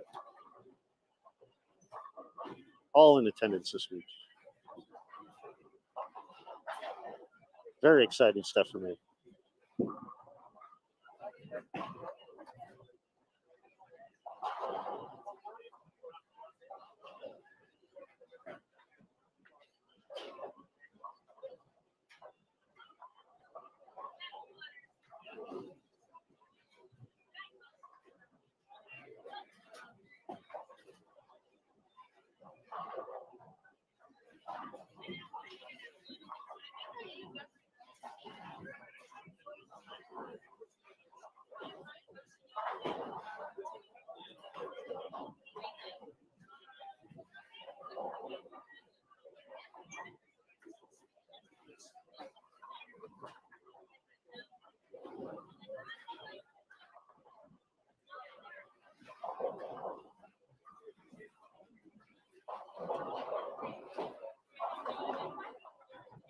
Pattern 5 getting a lot of looks today. There is once again been it's very few players in between lanes 42 and 56 right now.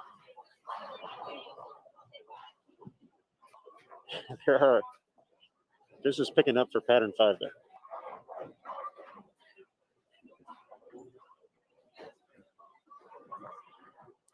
And of course, still plenty busy down at the low end of the house too. So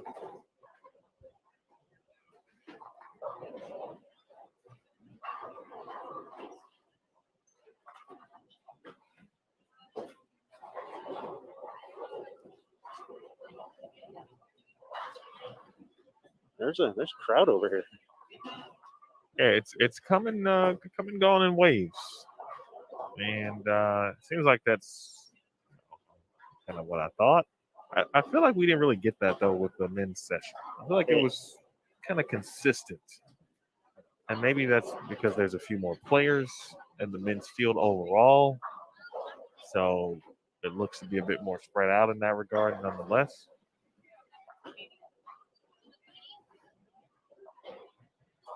I feel like the women's practice session, they've kind of traveled together in a sense.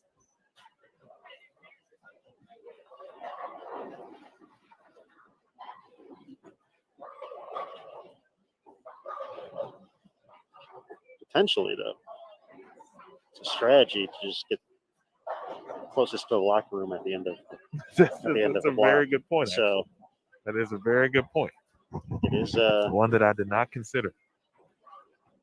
It is the locker room can be found actually on the other side, basically of where we're bowling. So you see the pins down there, and of course the mechanics room and all the machines are behind that. But technically, on the other side of that is a hallway. That's actually the entrance this week, because they're working on some things here at Gold Coast. And in that hallway is where you will find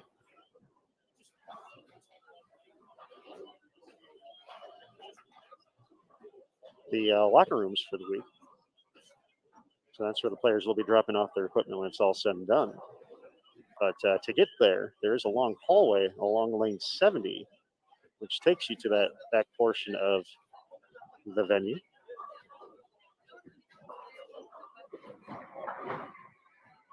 So that's kind of the lay of the land if you've never been to Gold Coast.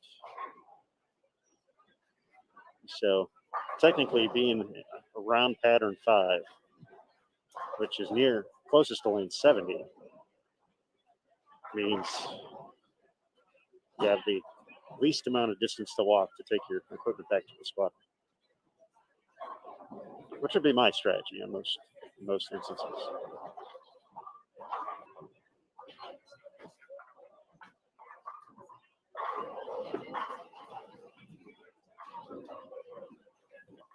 Looks like for those who are following Shannon and Missy, they've moved to 53 and 54 now.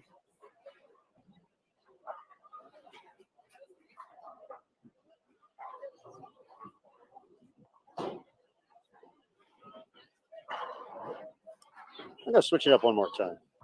We got 20 minutes left. Why not, right? Yes, we do. I like what's happening on 55 through 58 here. So this is actually split. So this is one pair of 57, 58 is a short pattern. Yes. So, but there's a lot of players in this mix. So we will make this switch here. We'll throw up the schedule once again for the week, all times Eastern. Looking ahead to the rest of team trials.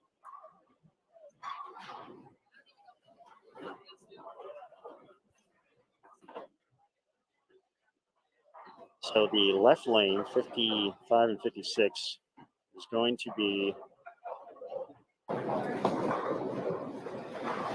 45-foot condition. And 57 to 58 will be the 36-foot condition. So we'll get a little variety here.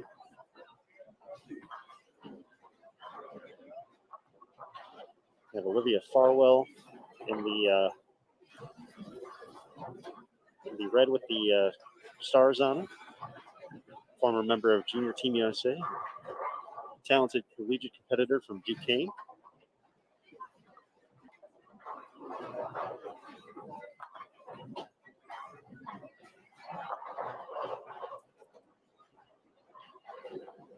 Getting some reps in with the spare ball there. Those are important reps. You don't want to forget how to do that this week. Another former Junior Team USA member, Cassidy Corey. Taking a look at the short pattern on 57 and 58. Cassidy, a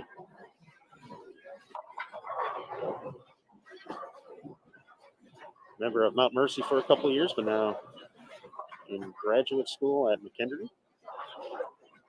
And I have to give a shout out to Cassidy because she actually worked with our guy Matt Canizar at the Open Championships this past summer. So getting some experience out with Matt. So I know Cassidy did a very nice job during her time at the OC here in Vegas, working with Mr. Canizar at back to school, and once again looking to represent the red, white, and blue. She's a really good person. Overall, parents are nice. We always used to see them at varying collegiate events. Saw Coach Dirks here earlier today.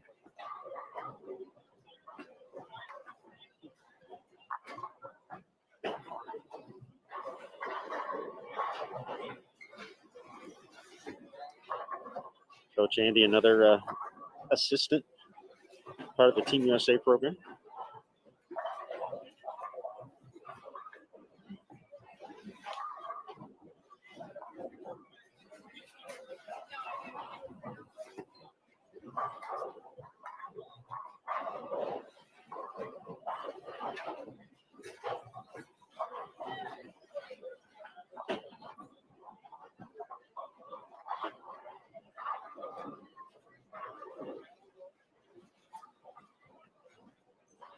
Looks like we have Morgan Nunn on 57 and 58 as well. She has already earned a spot on Junior Team USA for 2022 based off of her performance at the Junior Gold Championships back in 21. Way back in 21, I can say that now. She was a runner-up in the U20 division. Bowls for Indiana Tech. And we actually had her join us at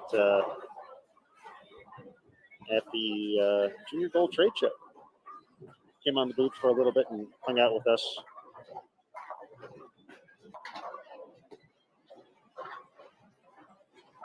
It's cool to see Morgan out here, Indiana Tech. Been a solid program on both the men's and the women's side now for a couple seasons.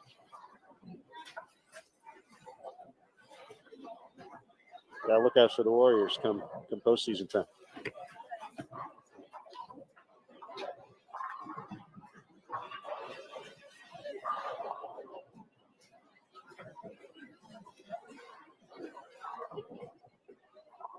Aaron, what are you looking forward to this week? Does the week feel any, obviously we're just getting started, so we got a long way to go. Does it feel any different to you so far? Different? I wouldn't say it feels different, but I feel there's a little extra excitement for me, at least, after missing this event in 2021, and this was one of the final events that we did in 2020 prior to things slowing down in the bowling world and across the world, and it's always a fun event. I had some fun moments looking ahead to this event, thinking about how we covered it a couple of years ago, and there was a time when I was the only one out here covering it. Same for my predecessor before me, and it's pretty awesome. We got the full team out here this week. It's great to have the crew back together. So getting to work with all you great folks is always a treat. But I think the big moment is always the selection at the end of the week. So that's going to be January 7th. Trying to think of some of my favorite moments of seeing players selected at events and just what it means to them, knowing all the hard work has kind of come together. Obviously, everybody wants to make the team the same way. You want to earn the spot, and then there's no waiting. You did what you had to do.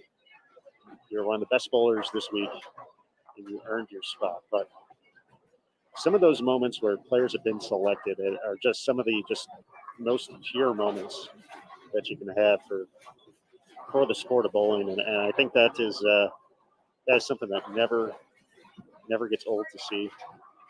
One of my favorite selections took place in 2017 for the junior team. Lauren Pate was selected, and instead of usually there's a process where you go up to the stage after your name is announced. You get your medal, you get your coat, you get to meet the coaches, and then there's photos and all that stuff. And I don't remember which direction it was exactly, but like Lauren was, and I'm using my hands right now, so you want to come on screen for this? Sure, let's do it. Because we'll talk with our hands here. So here we are. So here I am. Okay, this is me. So let's say like Lauren's like hanging out over here with some of her teammates. The podium is up this way. but her dad is all the way over here, and we know Big Mike, so we know how passionate he is about his kids, about bowling, and we always love getting to see the Pates out at events.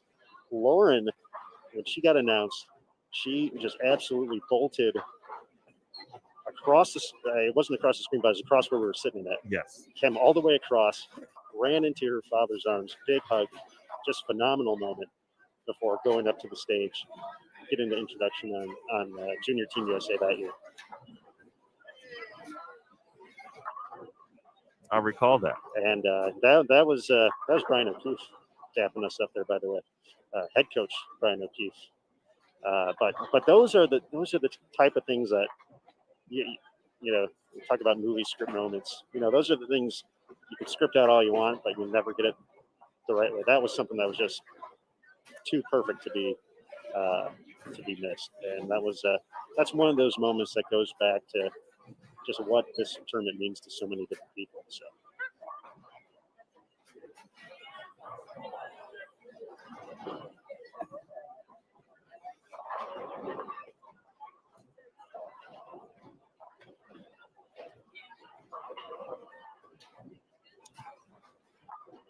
We got 10 minutes left.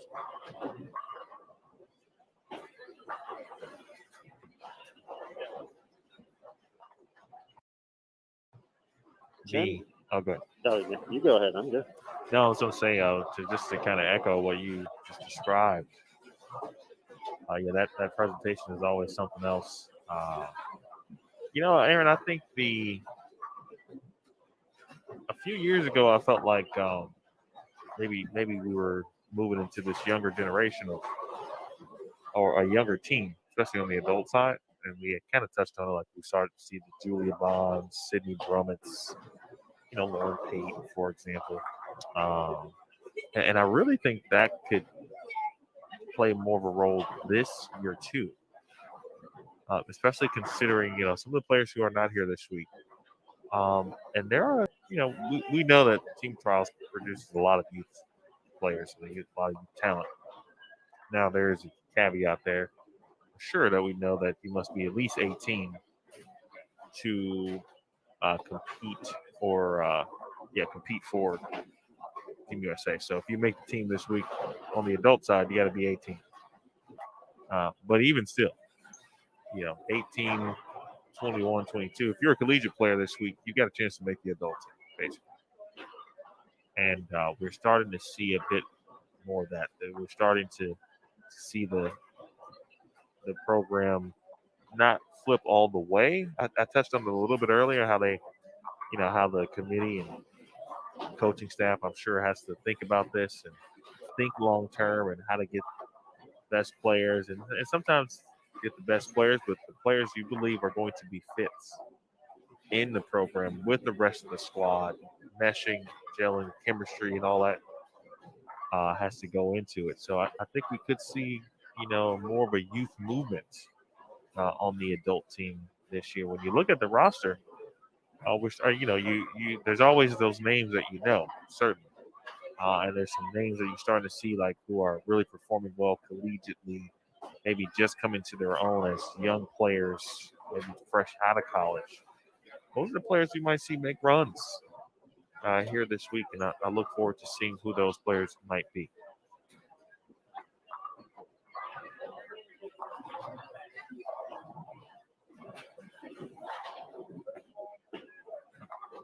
Good example of that would be someone like Cameron Crowe, for example. From the age perspective, obviously the talent, and could be a potential long-term future opportunity as part of the program. And I think just looking at the list, specifically since you mentioned Cameron, U.S. amateur champions, and we look at the players who have won that is, I want to say 100%, maybe 100% collegiate ranks at the time, and maybe one player prior to the collegiate time frame when he would have been in college. But since the U.S. Amateur came back in 2016, winners. Men's side, Chris Vi. He's put together a nice little previous year. Just had his best year, period. 2021. Matt Russo. Talked about him obviously winning team trials in 20 and the success he's had. PBA Rookie of the Year, 1 in 17. Cortez Schenk, incredibly talented player. I believe he was still in high school at the time when he won. Wesley Lowe Jr., who's been on the national spotlight since he's been about 12, I feel. So Wesley's done just about everything so far. So I know, coming up next for him is going to be a PBA Tour title at some point, but was the winner of this event in 19. And then Cameron Crowe, that this was really his big leap onto the national stage after finding some success locally, finding some success collegiately as a freshman at St. Ambrose, and then really using this to kind of springboard to that next level, if you will. That was Cam taking his game to the next step, to where we get to kind of be on the lookout for him, not only at these events, at collegiate events, but Team USA competition. He was part of the group that went to Cali, Columbia, that competed as well. And then on the women's side, Stephanie Schwartz in 16, Julia Bond, Jordan Richard, and Brianna Clemmer back to back. And that's about as good as it gets for looking at the success those players had in college. And what, we talked about Julia and the success she had on tour this season. Jordan Richard, 2-time champion. Brianna Clemmer, another player who's eventually going to become a champion on PBA tour, or PWBA tour. It is the showcase for that next generation of stars that we'll be lucky enough to see, on the PBA tour, and then right here on Bowl TV on the PWBA tour.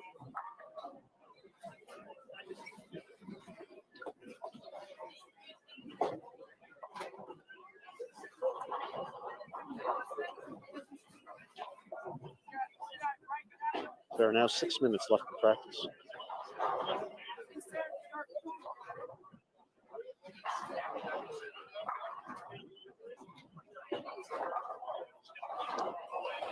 So once again, as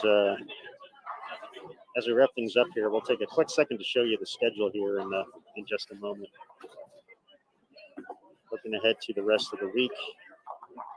So all the stuff on Sunday is wrapping up now. We'll be back at it at 11 a.m. Eastern tomorrow, which is 8 a.m. local time here in Las Vegas, for the men's opening 6-game block. The women will be on the lanes at 6 p.m. Eastern, which is 3 o'clock local time for their first round.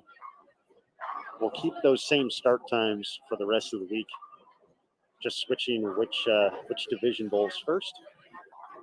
But then Friday, at the end, after the 2 rounds, 10:30 p.m. Eastern, 7:30 local time, the step-ladder finals of the U.S. Amateur. And then the announcement of Team USA and Junior Team USA for 2022 to follow immediately afterward.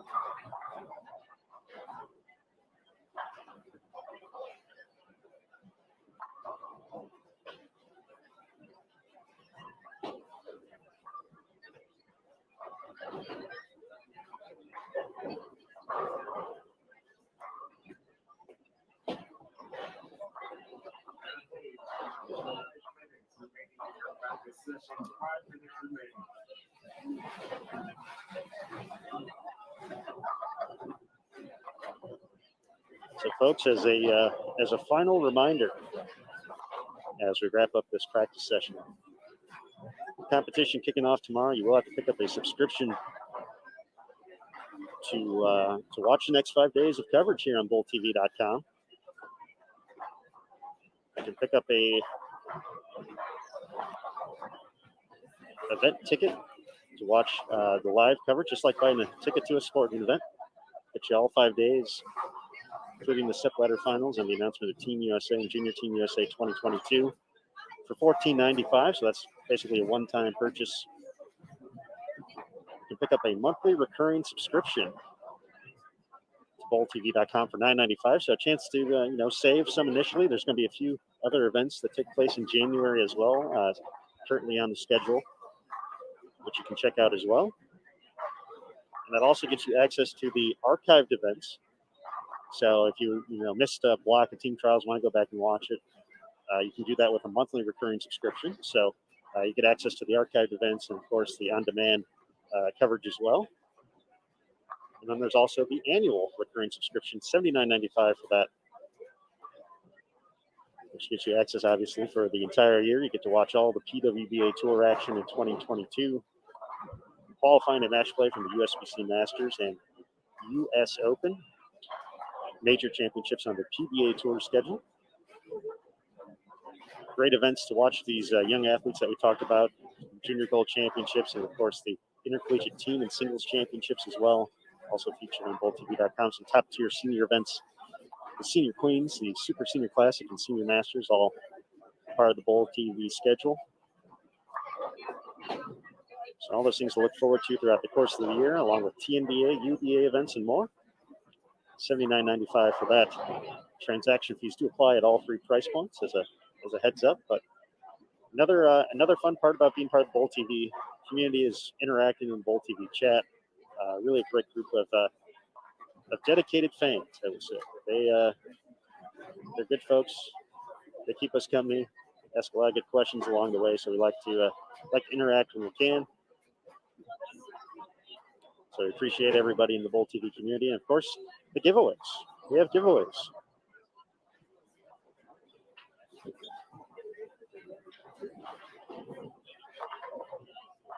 Throughout the course of the week, and just as a heads up, this is we're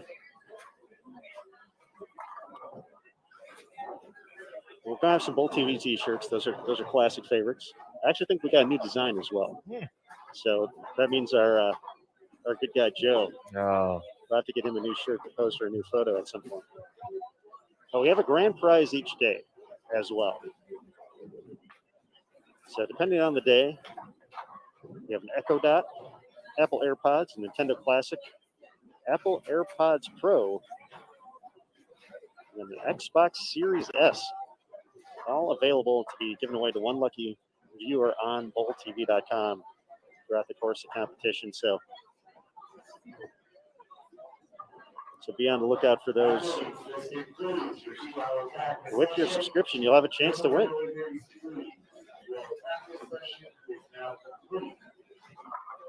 What is your first round of competition? Will be the long-term, 3 p.m. this first score. You are not playing at 2:50. Athletes for mandatory orientation will begin in 15 minutes. It's Salon J, located just down the hall from the equipment room. I want to thank everyone for coming out this afternoon.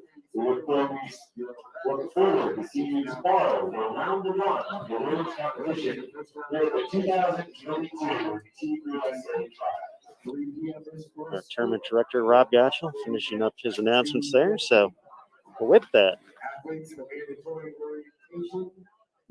we'll bring it back to the Bowl TV studio here at Gold Coast, which we're in. Here we are, Bowl TV studio, Mr. Williams, and both practice sessions in the book. Once again, we really didn't get to watch pattern number 1 today, but the players spent a lot of time out there looking ahead to the 38-foot condition, which will be out there for the first round of competition tomorrow. So I'm excited to kind of see how it breaks down. As we mentioned, a lot of players spent some extra time down there today, making sure that first round is on point to get the tournament started. Yeah, it really is a key, and you don't want to have a misstep early, but you also don't want to put too much pressure on yourself as well to get out to a good start, because that's could be the opposite of what you end up doing, just because you're too focused on it, if that makes sense. So, at the end of the day, you kind of take what the lanes are giving you, trust what your eyes are seeing, and then react accordingly and execute, make some spares, see what day one gives you, and then work the rest of the week as it comes. So obviously looking forward to it. And then the first day will kind of give us a small window of what could be from a storyline perspective, and start to put a few dots on the map, if you will, of players to kind of keep an eye on. But each and every day someone will surprise us, and that's part of the beauty of this tournament as well. We'll have an overall leader at some point after day one. When we get to day two, overall leader could change, but someone in that squad may have had a heck of a day. And so each and every day we could see someone or multiple people put themselves into good positions to carry out throughout the rest of the week. So looking forward to Team USA trials. Happy it's back here at Gold Coast, thanks to the staff here, and I'm looking forward to a great week. Absolutely, Ian. Folks, we want to give a big shout out to, of course, USBC and the USBC Board of Directors for their continued support of the Team USA and Junior Team USA programs. Kegel, the official lane maintenance provider of the USBC. I Am Bowling, the official uniform sponsor of Team USA and Junior Team USA. We saw Ken walking around today, so Ken doing some great stuff as always. Of course, the competitors this week. Looking forward to see things begin to develop starting tomorrow. Of course, getting the opportunity to chat with a few folks as well and kind of get to experience the tournament with them as well here on Bowl TV. And of course, all you good folks watching on BowlTV.com, we look forward to you joining us throughout the course of the week. Of course, we'll be kicking things off at 11 a.m. Eastern time tomorrow, which is 8 a.m. local time. If you happen to be in Las Vegas, swing on by Gold Coast. But that's going to do it for competition today. Practice today. We didn't have competition just yet. We'll get that started tomorrow. But from all of us at Bowl TV, I want to give a big shout out to Jason Thomas, Matt Cannizzaro, my main man, Emil Williams Jr. I'm Aaron Smith. Thank you and a good night. And remember, folks, on BowlTV.com, bowling lives here. We'll see you soon.